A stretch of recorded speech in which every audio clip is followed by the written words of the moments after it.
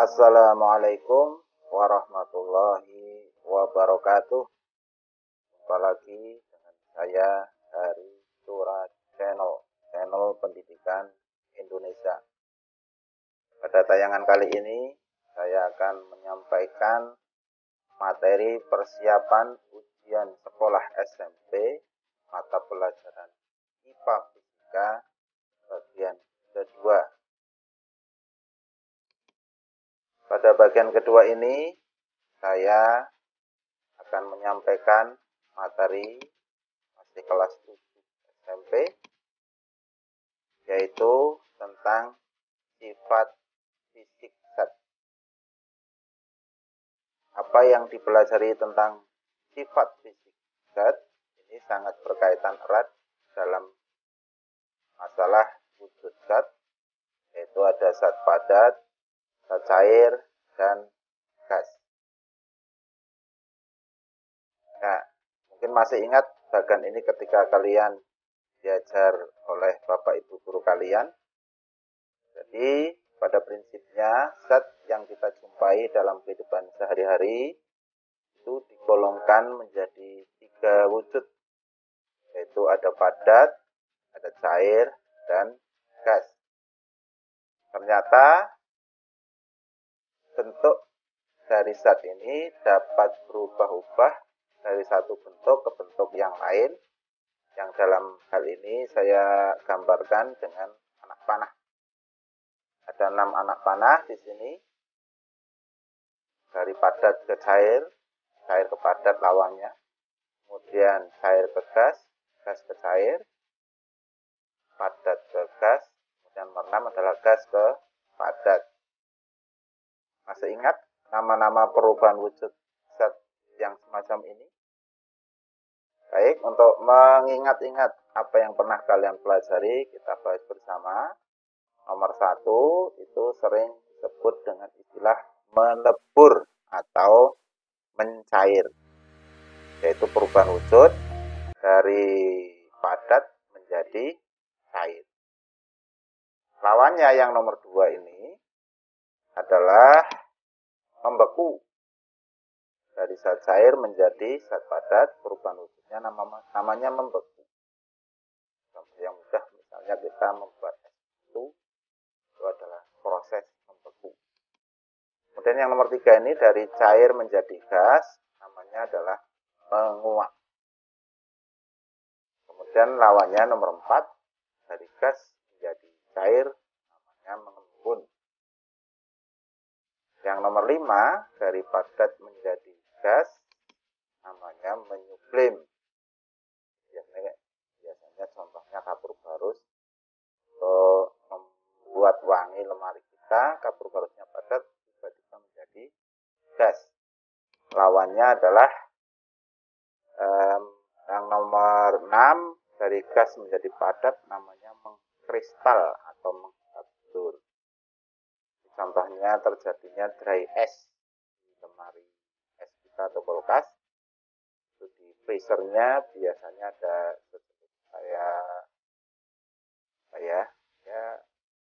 kumpalan-kumpalan dry ice.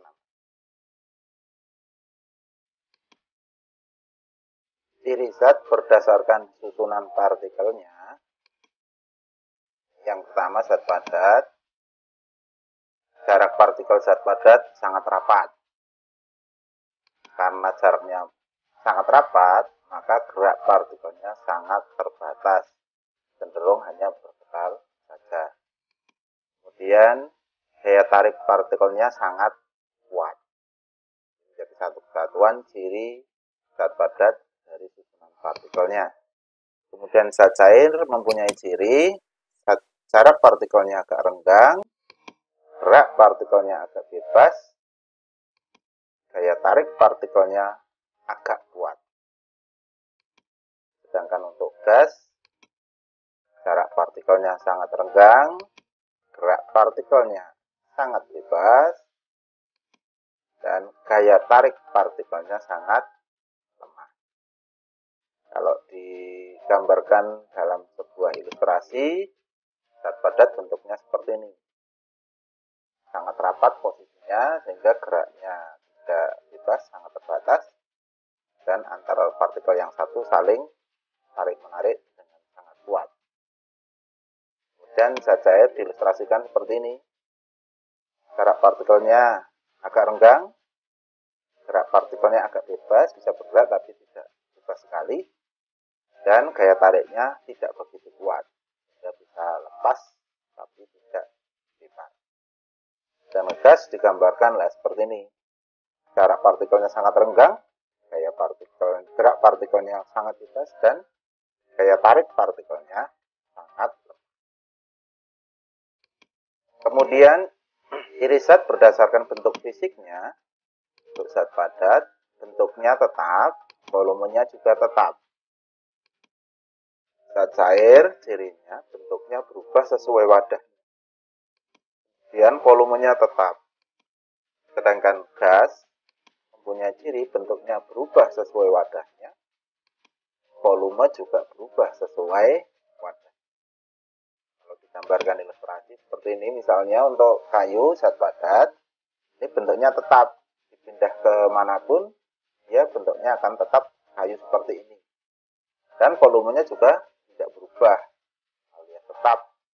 Dipindah juga ukurannya segini, ke tempat lain juga. Sedangkan zat cair, kamu lihat, kalau bentuknya gelas, maka air ini bentuknya seperti gelas. Kalau bentuknya botol, bentuknya ya seperti botol. Tapi seandainya air ini dipindah dari gelas ke botol atau sebaliknya, maka volumenya tidak berubah.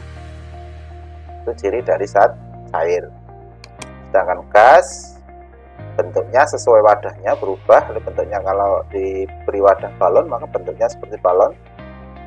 Dipindah ke misalnya tabung, bentuknya juga seperti tabung, tapi volumenya berubah.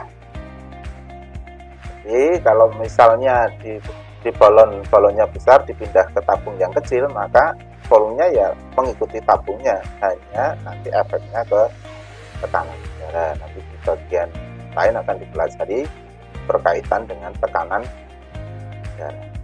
Ini ciri zat berdasarkan bentuk fisiknya.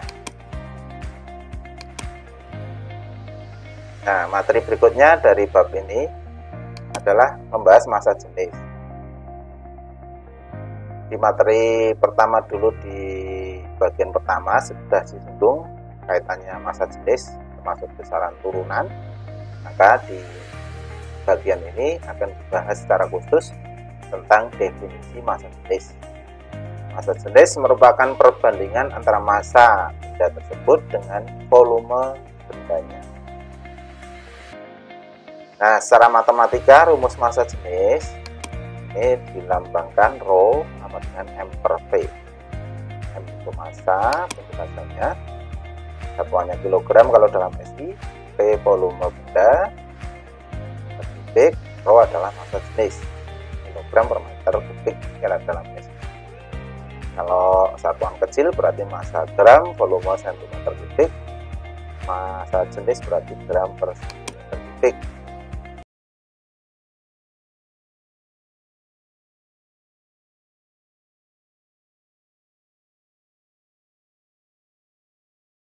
Massa jenis gram per cm kubik. Konversinya 1 gram per cm kubik adalah 1000 kg per meter kubik. Akan diingat-ingat ini konversinya. Untuk satuan kecil misalnya diketahui 5 gram per cm kubik, berarti kalau dalam SI tinggal kalikan 1000. 5000 kg per meter kubik. Oke, paham? Kemudian penerapan massa jenis dalam kehidupan sehari-hari adalah peristiwa terapung, melayang, dan tenggelam. Ini saya yakin kalian sudah paham. Nah, belajar di waktu SD. Terapung ini contohnya misalnya kayu, jepit, tepung. Dan melayang berarti misalnya kapal selam jalan antara air, permukaan air dan dasar laut, dia akan melayang kemudian tenggelam. Nah, apa syarat dari terapung, melayang, dan tenggelam? Dapat saya ilustrasikan seperti ini. Di gambar terapung, ini rho B, ini maksudnya rho benda, nanti posisinya lebih kecil dari rho air, maka dia akan terapung. Kalau massa jenis benda rho benda sama dengan rho air, maka posisi benda itu akan melayang. Sedangkan kalau massa jenis benda lebih besar dari massa jenis air, dia posisinya akan tenggelam. Oke, paham ya? Jadi peristiwa terapung itu syarat utamanya massa jenis benda harus lebih kecil dari massa jenis air. Kalau melayang massa jenis benda sama dengan massa jenis air, atau tenggelam massa jenis benda lebih besar dari massa jenis air. Itu materi kita hari ini. Untuk memperjelas, mari kita coba tampilkan soal-soal latihan yang pernah dikeluarkan dalam soal ujian nasional di waktu-waktu yang lalu. Untuk soal pertama, saya tampilkan sebuah balok dicelupkan ke dalam raksa, kemudian dicelupkan ke dalam minyak seperti gambar. Ada gambarnya, sebuah balok dimasukkan ke raksa, posisinya terapung, massa jenis air raksa 13,6 gram per cm kubik, dan balok dipindah ke minyak, ternyata posisinya tenggelam, massa jenis minyak 0,8 gram per cm kubik. Nah, berdasarkan percobaan tersebut, besarnya massa jenis balok diperkirakan berapa? Pilihannya A 0,7 gram per cm kubik, B 11,0 gram per cm kubik, C 14,0 gram per cm kubik, dan D 15,5 gram per cm kubik. Sekilas soal ini hitung-hitungan, tapi ternyata untuk menyelesaikan soal ini tidak perlu hitung, tapi kita cukup pakai syarat terapung, tenggelam, dan melayang bagian akhir tadi. Jadi ingat bahwa syarat terapung, massa jenis benda harus lebih kecil dari massa jenis benda cair. Jadi nilainya harus lebih kecil dari 13,6. Berarti 14,0, 15,5 jelas salah. Logikanya begitu kan, karena terapung harus lebih kecil dari 13,6. Syarat tenggelam, massa jenis minyak harus lebih besar dari 0,8. Logikanya harus lebih besar dari 0,8. Jadi yang 0,7 ini jelas tidak mungkin, karena ini lebih kecil. Syaratnya harus lebih besar dari 0,8. Ya, satu-satunya jawaban adalah yang B. Jadi melihat syarat terapung, melayang, dan tenggelam, maka nilai massa jenis balok itu harus antara 0,8 sampai 13,6. Yang ada di nilai ini berarti yang B 11,0. Jadi 11 ini bukan dari hitungan, tetapi hanya dari logika antara 0,8 sampai 13,6. Oke, paham? Tidak susah. Kemudian soal kedua, saya tampilkan gambar. Ini percobaan di gelas ukur isi air, pertama kosong, ini volumenya adalah 60 ml. Perlu diingat, mililiter nanti itu satuannya sama dengan cc atau cm kubik. Ya. Kalau mililiter sama dengan cc atau cm kubik. Kalau liter berarti desimeter kubik. Kemudian ke dalam gelas yang berisi air ini dimasukkan batu. Ternyata airnya naik menunjuk posisi 80 ml atau 80 cm kubik. Kemudian batu ini ditimbang dalam sebuah neraca. Posisi setimbang ketika bandulnya diberi bandul 2, 100 gram dan 20 gram. Berarti kan nanti bisa disimpulkan berapa massa jenis batu sesuai pada gambar. Yang perlu hati-hati, ini satuannya kecil, mililiter atau cm kubik, tapi di pilihan satuannya pakai SI, kilogram per meter kubik. Kan nanti konversi yang tadi saya sampaikan di depan harus adalah 1 gram per cm kubik. Kalau dibuat SI tinggal kalikan 1000. Berarti kita cari dulu massa jenisnya pakai satuan kecil aja. Dari gambar yang kiri ini diperoleh bahwa volumenya itu tinggal ngurangi aja 80 ml dikurangi 60 ml. Posisi akhir dikurangi posisi awal. Diperoleh 20 ml. Ini bisa dibuat satuan lain, tadi saya sampaikan bahwa mililiter sama dengan sentimeter kubik. Sedangkan gambar kanan ini menimbang batu, maka masanya 120 gram. Ini tinggal jumlah antara 100 ditambah 20 gram. Massa jenisnya dapat dihitung melalui rumus ini. Rho sama dengan M per V sama dengan 120 dibagi 20 sama dengan 6 gram per cm kubik. Kalau dibuat SI berarti tinggal ngalihkan 1000, maka diperoleh 6000 kg per meter kubik. Jadi ini selain rumusnya harus hafal, kemudian menghitung, kalian harus tahu konversinya. Tinggal ngalihkan 1000 sehingga jawabannya adalah A. Oke, paham? Kalau besok di ujian sekolah dikeluarkan lagi, jangan sampai salah. Saya beri contoh yang ketiga biar lebih jelas. Ini bentuknya tidak menghitung, hanya sebuah teori. Apabila meneliti sifat 4 zat di laboratorium, dari hasil penelitiannya, sifat gas yang benar adalah ini yang ditanya sifat gas. Tadi di depan sudah saya sampaikan ciri-cirinya, monggo diingat-ingat. Kira-kira jawabannya apa?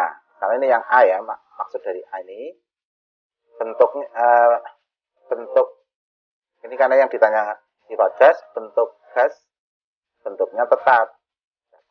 Untuk pilihan A tidak, maksudnya tidak tetap. Volumenya tetap atau tidak untuk gas. Massa tetap, ya mudah dimanfaatkan, ya dapat mengalir. Ini untuk pilihan A. Dan B, itu seterusnya. Kesimpulannya nanti dari soal ini kalian menyimpulkan yang mana, apakah yang A, B, apakah C, apakah D. Jawabannya yang mana? Ya, ini saya bahas kalian aja. Kita tahu ciri gas adalah ciri gas bentuk dan volumenya berubah. Kemudian massanya tetap, mudah dimanfaatkan karena gaya tarik antar partikel gas lemah, dapat mengalir karena bebas bergerak. Ya, jawabannya A.